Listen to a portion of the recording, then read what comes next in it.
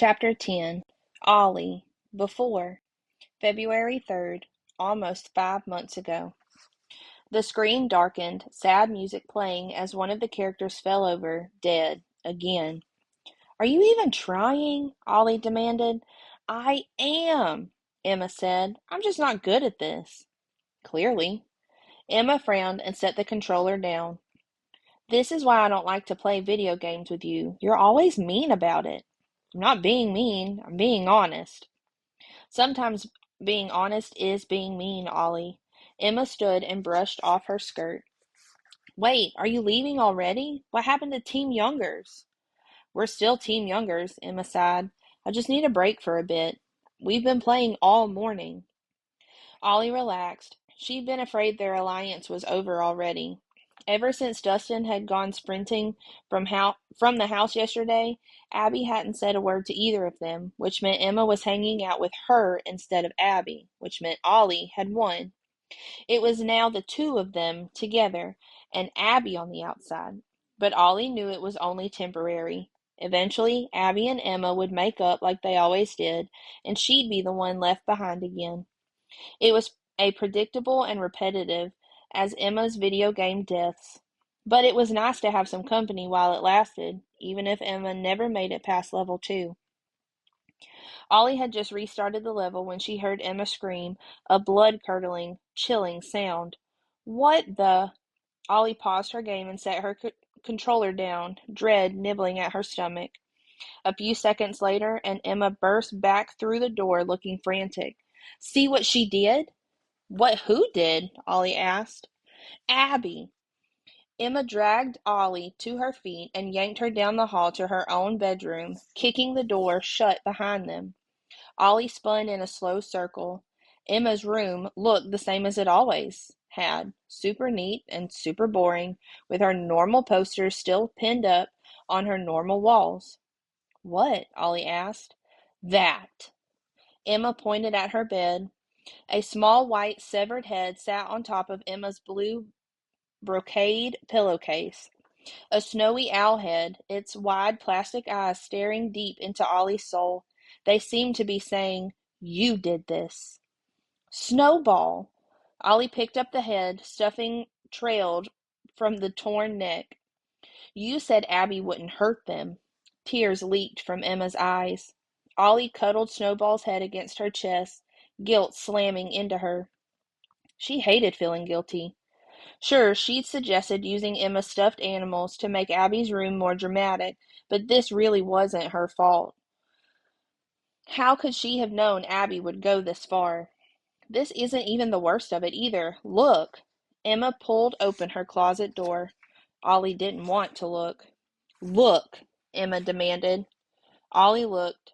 5 more stuffed heads sat in a line at the top of Emma's dresser, an elephant, 2 teddy bears, a monkey with pink fringe hair, and a dog. She's become a monster, Ollie whispered. She set Snowball's head gently beside the elephant's. I probably deserved this, Emma sniffed, patting the dog's head sadly. Ollie's guilt vanished with a flash of temper. You, maybe, but them? She waved a hand at the dresser. They were innocent. Ollie pictured Mr. Snuffles, her favorite stuffed animal, and how she would feel if his head were torn off. Mr. Snuffles, who was sitting unprotected in her bed right now. Panic burst into her in a thick, hot wave, and she turned and sprinted to her room.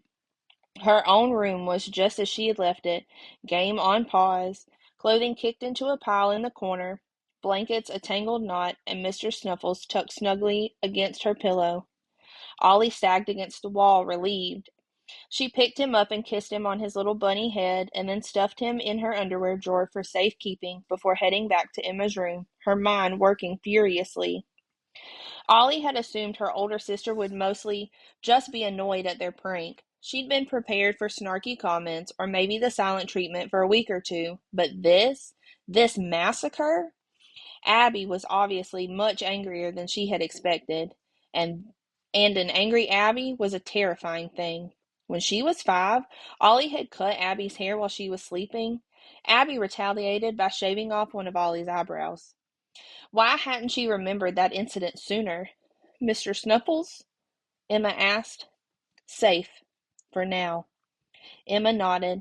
They both stared at the row of sad little heads in Emma's closet, an avalanche of quiet pressing down on them. Ollie wondered if she should say a few words like a funeral. She wondered if she should apologize. We should have never messed with her room, Emma said. It was wrong, and it didn't help anything. Ollie frowned. It drove Dustin away. That was our goal, right? Yeah, but it drove Abby away, too. Secretly, that had also been Ollie's goal. Again, she felt the faint strings of guilt occurring. It helped you sew them back together, she blurted. You can sew? How hard can it be? It's just, they're really better at destroying things than fixing them. Ollie flinched. It felt like she had just been ripped apart as viciously as Emma's stuffed animals. And the worst part was, Emma hadn't even meant it in a mean way. Ollie could tell. Her sister was just being honest. Maybe being honest really was being mean after all. I'm sorry, Emma said, gently pulling the closet door shut and hiding the grisly view. Thank you for your offer. I still haven't found the bodies yet, but when I do, we'll have a sewing party. She tried smiling, her mouth all crooked. Can't wait, Ollie said dryly. At least we're even now, though, right? Emma said. Abby can't stay mad much longer if she had her own revenge. Ollie ran a hand over her left eyebrow, remembering Abby's face as she pinned her down, the razor glinting, and wasn't sure if it was over. What are you thinking? Emma asked. You're making a weird face. Oh, nothing, Ollie said as breezily as she could. My face always looks like this. She didn't want to tell Emma the truth, that she was thinking they might have made a terrible mistake. Anyhow, she hasn't had her revenge on me yet. It was a scary thought, but also a little exciting.